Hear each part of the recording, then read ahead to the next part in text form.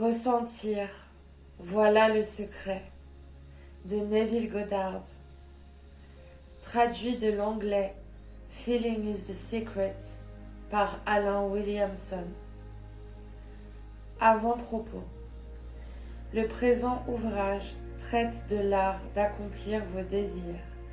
Il explique le mécanisme à l'œuvre derrière toute manifestation dans le monde visible. Bien qu'il comporte peu de pages, il renferme un véritable trésor, une voie clairement définie pour réaliser vos rêves.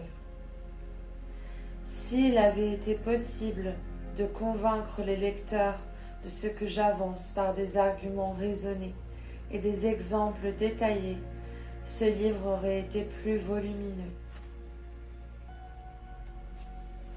Toutefois, il est rarement possible d'y parvenir par des déclarations ou des arguments dans un livre, parce qu'à cause du jugement humain, il sera toujours plausible d'insinuer que l'auteur est malhonnête ou victime d'illusions, et que par conséquent, sa démonstration est subjective.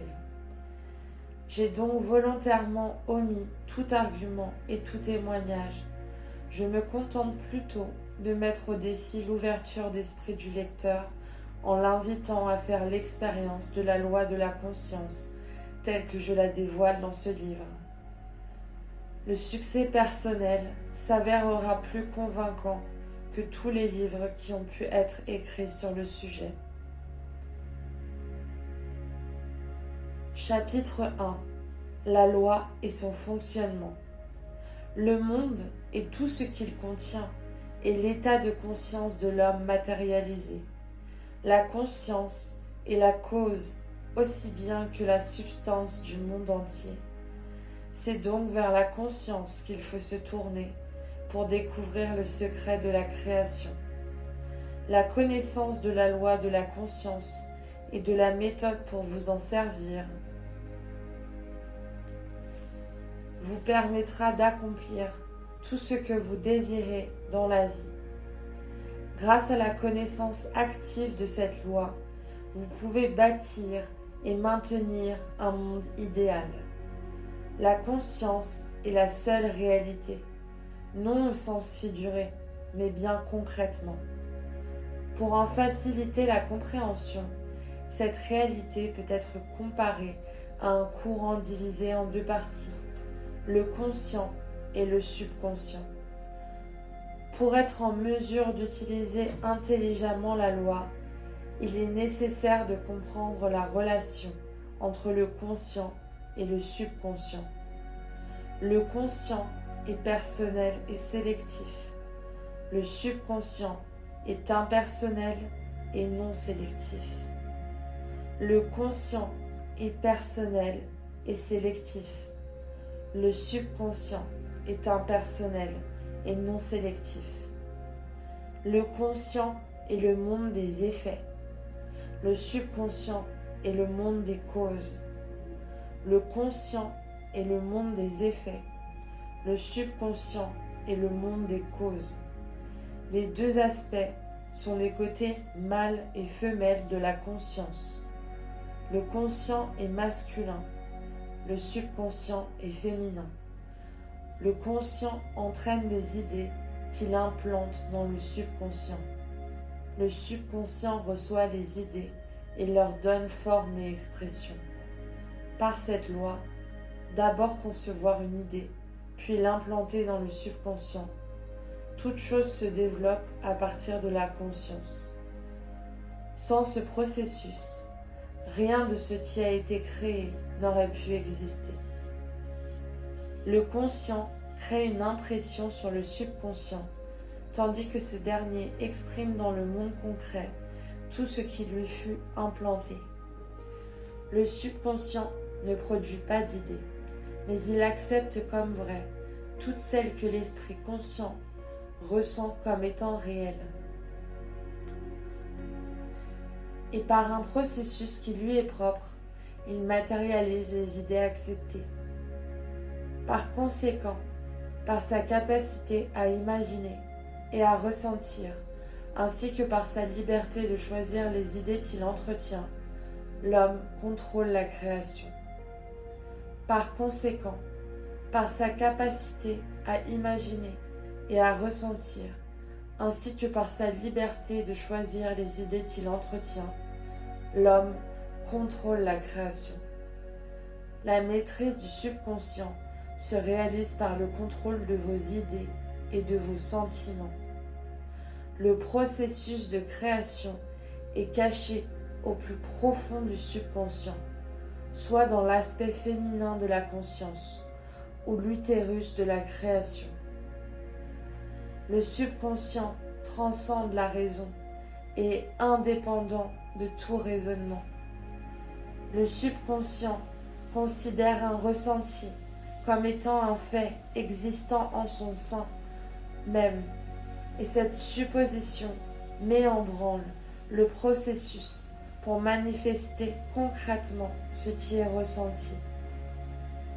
Le processus débute par une idée qui devient un sentiment intérieur, un ressenti, et qui se termine par une volonté d'agir. Les idées sont implantées dans le subconscient par le ressenti. Aucune idée ne peut être implantée dans le subconscient si elle n'est pas d'abord ressentie. Cependant, dès qu'elle est ressentie, qu'elle soit bonne, mauvaise ou neutre, elle doit être matérialisée. Ressentir est donc la seule façon d'implanter des idées dans le subconscient. L'homme, qui ne contrôle pas ce qu'il ressent, peut donc implanter dans son subconscient des idées et des états indésirables. Contrôler ce que l'on ressent ne signifie pas restreindre ou supprimer ses sentiments, mais plutôt se discipliner à imaginer et à entretenir seulement des sentiments qui contribuent à son bonheur. Contrôler ce que vous ressentez est de toute première importance pour connaître une vie pleinement heureuse et épanouie.